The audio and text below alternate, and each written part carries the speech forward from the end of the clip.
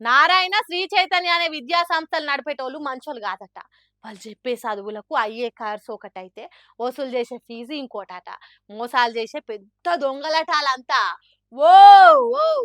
ఈ మాట నేను కాదనేది. మన మంత్రి కోమటిరెడ్డి వెంకటరెడ్డి సార్ చెప్తున్నాడు. నేను చెప్పుడు కాదు గానీ సారే చెప్తుండు ఇనుండ్రి. ఇప్పుడు ఇక అడ్మిషన్ల సీజన్ వచ్చిందంటే నాకు భయం అవుతుంది. ఎందుకు సారు గంతగానం మిమ్మల్ని భయపెట్టేది ఎవరు సారు?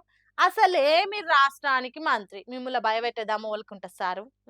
పోయొచ్చిన సార్ నారాయణకు ఈ బ్రాంచ్ కు చైతన్యకు ఎంత రానంటే 3 లక్షలు అన్నాడు. అది ఉండేదే 2. ఆయనకు తెలిసి ఇట్లా కోమటంటే మనసులో అనగానే 3 బాగుంటాడు. మనం ఫోన్ చేయగానే సార్ మంచిది సార్ 2కి ఇస్తా అంటాడు. అసలు 2 లక్షలు దాని ఫీజు. చెప్పుడు 3 చెప్తాడు. ఓహో! ఎక్కువ తక్కువ ఫీజులు పెట్టి జనాన్ని ఏడిపిచ్చి కాల్స్‌గా తిన్నట్టు చేస్తున్నందుకు భయం కలిగిందా? అసొంటోళ్ళని అరెస్ట్ చేసి లోపటేయాలే. అట్లా దొంగదందాలు చేసేటోళ్ళు సర్కార్లున్న మిమ్ముల చూసి భయపడాలి గానీ, మీరే వాళ్ళని చూసి భయపడేంది సారు? ఎంత దొంగలంటే వాళ్ళ గురించి ఎంత తక్కువ మాట్లాడినా అంత మంచిది. నాకు కోపం వస్తుంది.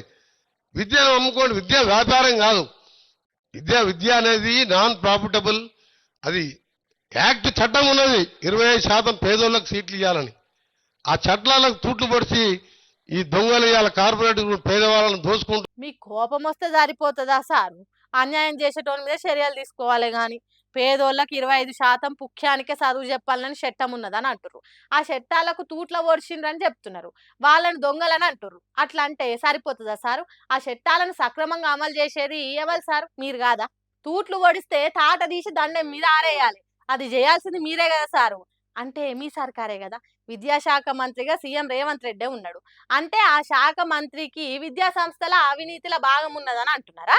లేకుంటే ఆ విద్యాశాఖ సక్కగా పని చేస్తలేదు, నేనైతే మస్తు చేసేటోన్ని చెప్తున్నారా? ఏంది సార్ గట్ల మాట్లాడుతుర్రు? దేశాన్ని, రాష్ట్రాన్ని 50 ఏండ్లకు ఎక్కువ ఏలింది కాంగ్రెస్ పార్టీ కదా సారు. ఆ విద్యా హక్కు చట్టం మీ సర్కారే తీసుకొచ్చింది కదా. మరెందుకు అమలయ్యేటట్టు చర్యలు తీసుకుంటలేరు? ఉత్తమ మాటలు చెప్పినంత మాత్రాన ఏం మారదు సారు. ఏదన్నా గట్టి చర్యలు తీసుకోండ్రి. లేకుంటే సీఎం రేవంత్ రెడ్డి సారు సక్కగా పని చేస్తలేడని ఇండైరెక్ట్ గా మీరు అంటున్నాడని కోమటిరెడ్డి వెంకటరెడ్డి అని తెలంగాణ పబ్లిక్ మాట్లాడుకుంటారు. కాబట్టి ఉత్త ఉపన్యాసాలు ఇచ్చుడు కాదు. అధికారంలో ఉన్న మీరేం చేస్తున్నారో కూడా చెప్పుండ్రి. నారాయణ, శ్రీ చైతన్య ఫీజుల దందాన్ని ఆపేతానికి ఏం చేస్తారో చెప్పుండ్రి అని అంటుర్రు తెలంగాణ పబ్లిక్.